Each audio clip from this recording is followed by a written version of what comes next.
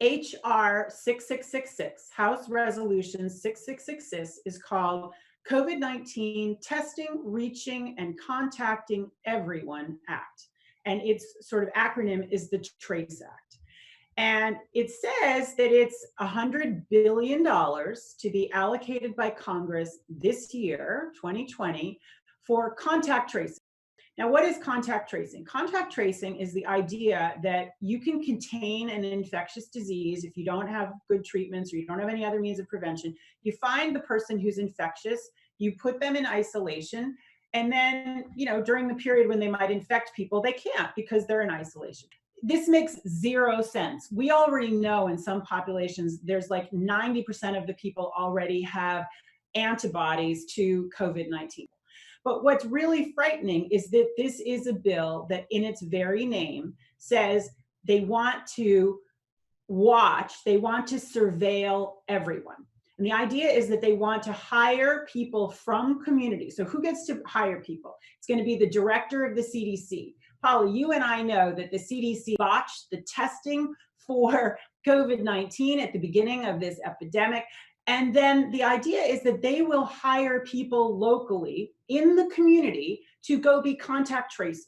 And they will try to find out, okay, who's sick with COVID-19? And they will allegedly, they get to go to these people's homes, and they don't have a warrant, so they don't have a right to go inside, according to the bill. It doesn't say that. But they get to ask people, did you come into contact with Joe Blow? And if you did, they want to be able to give you a diagnostic test. And what they really want to be able to do is to isolate people that they believe are infectious. Now, the World Health Organization, Dr. Ryan, has already said most of the transmission that's actually happening in many countries now is happening in the household, at family level. In some senses, transmission has been taken off the streets and pushed back into family units. Now we need to go and look in families to find those people who may be sick and remove them and isolate them in a safe and dignified manner. They want to be able to take out of that family the person who's infectious and put them in some separate place so that they don't infect other people. Now, I don't know about you, Polly, but if I had a young child at home, the last place in the world I would want my child to be if they were sick would be with strangers in a facility with people they don't know, with other sick children. And that is what is happening already in this country. And what HR 6666, the TRACE Act, would do would be to nationalize this system, asking to test that person. And of course, right now it's voluntary, but it's not clear to me, Polly, that this is ultimately going to be voluntary. One of the most scary things about this bill to me is it says in its title, it says they're going to have these mobile health units go to individuals' residences and for other purposes. What other purposes? That's unconstitutionally vague in my view. But I think this is going to be the task force for door-to-door vaccination. I mean, that's what it looks like to me. And these contact tracers are not going to be physicians. These are going to be community members. And they are probably, honestly, going to be people who get a little bit of power, who get a nice salary in a Great Depression, and they are going to use their authority. And they're not going to come up and say, oh, I want to ensure that, you give us your prior free and informed consent. We know that that's not how it works, Polly, with vaccination. It's going to be, we're here to test you, and you need to let us in right now.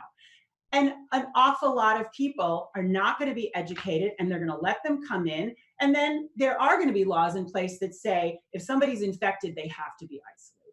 So this is a slippery slope, and 58 members of Congress are on this bill right now. To me, that is shocking. This is truly an Orwellian bill. This is a sort of big pharma, big data, big telecom, all together. And if we don't stand up to this now and say, no way, we don't have basic health care for millions of people in this country, and yet here is $100 billion going to an agency that has failed us horribly to create a health police force. That's what this really is.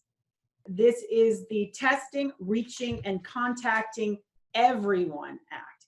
This is going to be tracking people on your cell phone. This is having people show up at your door on a regular basis to check whether or not anybody is sick.